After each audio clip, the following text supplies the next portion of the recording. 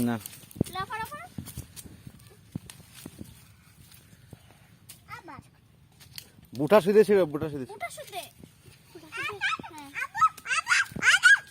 ওখান থেকে না ধর ধর আপা ধর